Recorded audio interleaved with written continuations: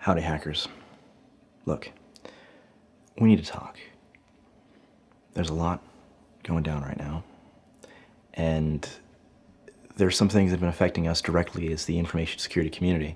On Twitter, there's been, well, the return of Anonymous, and a lot of associated misinformation every day, and a plea for help from the world. But I think that right now, with our emotions just so very high, we need to be cognizant and use the same logical decision-making that we always have when we think about these things. We need to be skeptics, because not everything is what it appears to be. For example, one of the big things that's making its round in the information security Twitter feeds, the world Twitter feeds even, is this list of hacked passwords from a hacked website database for the city of Minneapolis that Anonymous has allegedly done. And the impetus there is to get everyone who wants to help in some way that they can, to use these passwords and to ruin the people whose emails are also listed here, to ruin their lives, their relationships with their families, to send them death threats. This isn't okay. And it's also incorrect. And I want to talk about that here. First off, what is it that we're looking at? So a couple people from allegedly Anonymous claimed to have hacked a database on a website for the city of Minneapolis. Now, first off, the city of Minneapolis website was hit by the denial of service attack really, really heavily right off the bat.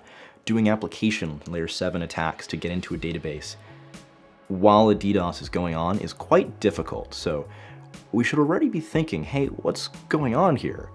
And if you haven't had that thought, that's okay. I know a lot of really great people in the information security community with a lot of experience. Heck, I know SAN instructors, multiple SAN instructors have seen this dump, and their first reaction is, hey, man, these police officers have some really bad passwords. And while that might be true, let's take a look at this in more depth, shall we? So we look at this dump.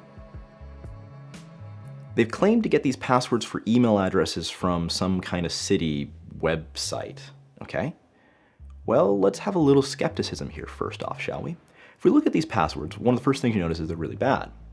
Now, if we look at, say, the city of Minneapolis's infrastructure, it's powered by Microsoft, which implies some kind of Active Directory integration.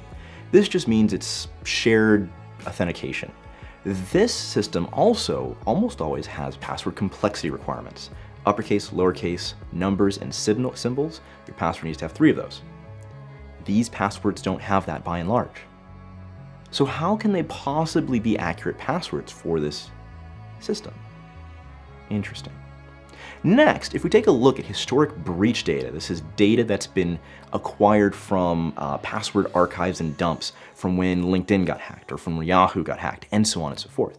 So if we look at compiled breach data, which I have access to, and I pushed these passwords through them, I found almost all of those passwords in real breach data. These passwords didn't come from a hacked website, and they're not new.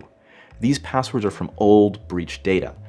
Taking that information and using it to log into an account is an attack called credential stuffing, also not a new attack. It is, however, a pretty effective attack, even when those credentials are old. But the first thing we've identified here is, yeah, we're sure. These anonymous hackers have lied to us.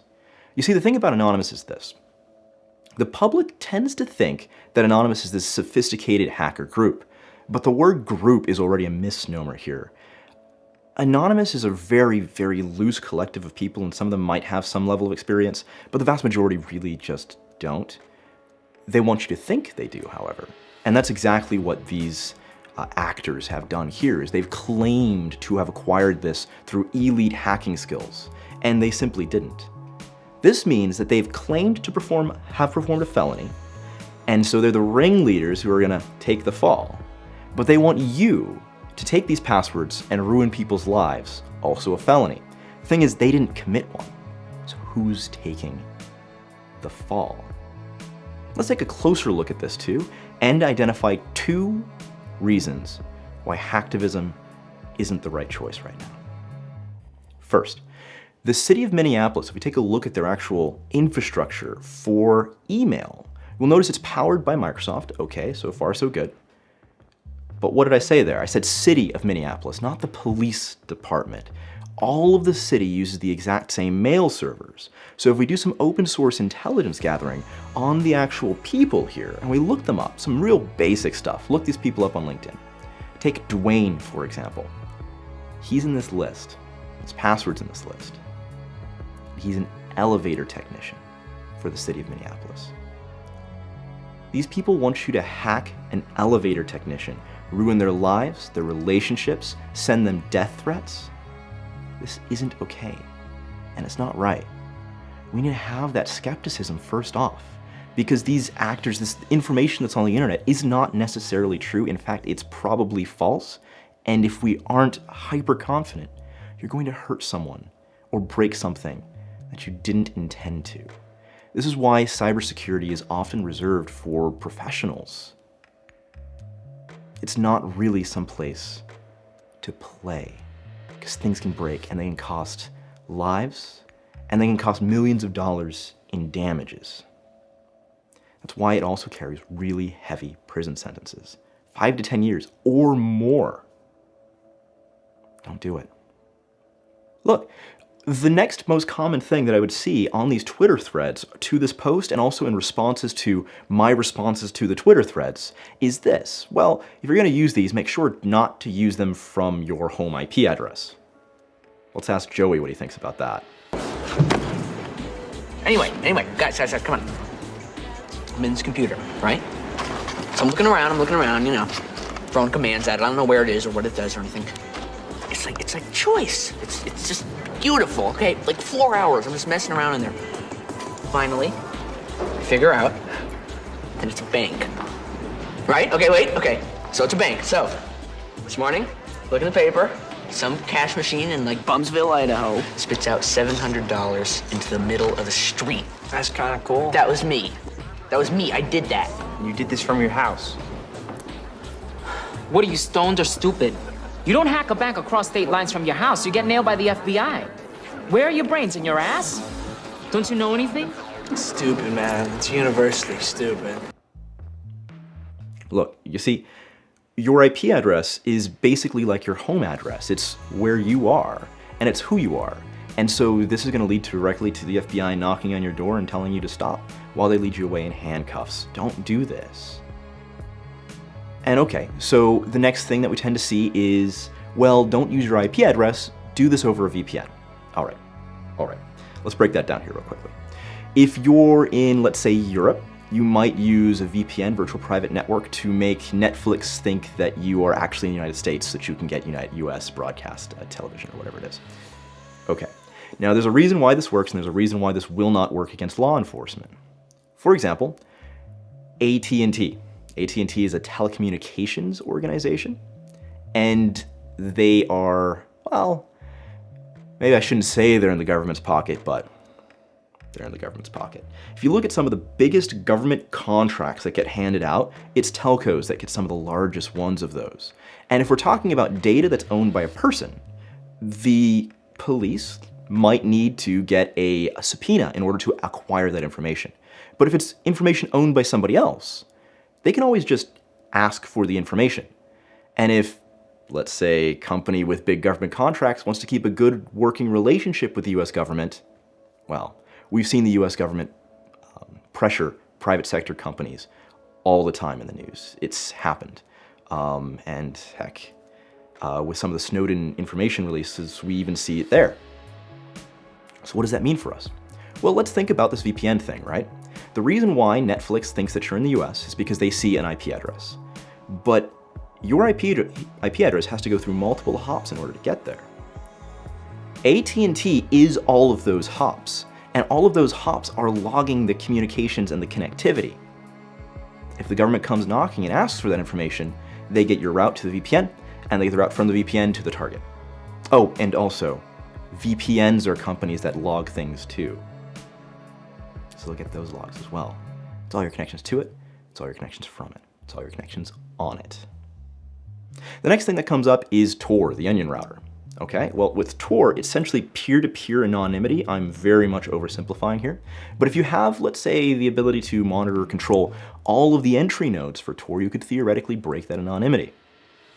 But more importantly, one of the ways that we do see law enforcement break the anonymity of Tor often is via something called the domain name service, DNS.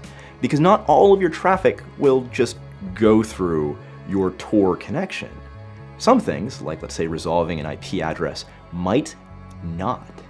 Which means every time you connect to a new system, that system's got a log of you connecting to that system right before the attack or whatever it is gets launched. Look, my point is this. If you don't understand all of these systems intimately, all of the oversimplifications that I just mentioned, if those aren't massive oversimplifications for you that you understand intimately, you've got no business doing cyber felonies on the internet. How would I do this? I do this much the same way that an intelligence community would do it. So if you look at GCHQ, IVA, our NSA, all of these organizations spend a vast amount of time building what they call infrastructure to anonymize their ability to connect. This means that this is completely unassociated with them organizationally. The NSA doesn't hack somebody from an IP address that's owned by the NSA. And the infrastructure doesn't get connected to by that either. Because we're talking about nation states, governments. They have access to vast quantities of information, and they're able to gain insight into that as a result of this big data, if you will. And so if we wanted to do something of the sort, we would have to build that same style of infrastructure that's not associated with you, that you don't connect to from you. This is a lot of work, and you would have to have committed several felonies in order to accomplish even that. The people that Anonymous is trying to get to leverage these credentials are not people who've spent decades building infrastructure so they can do anonymized attacks or misattribute their attack to something else. They're not you. They're almost certainly not you. So don't do this. Look, things are really bad out there right now and a lot of people need help. And look, I'm a black man, my father is a black man, and my little brother is a black man too. And from us to you, thank you for your support, but not like this.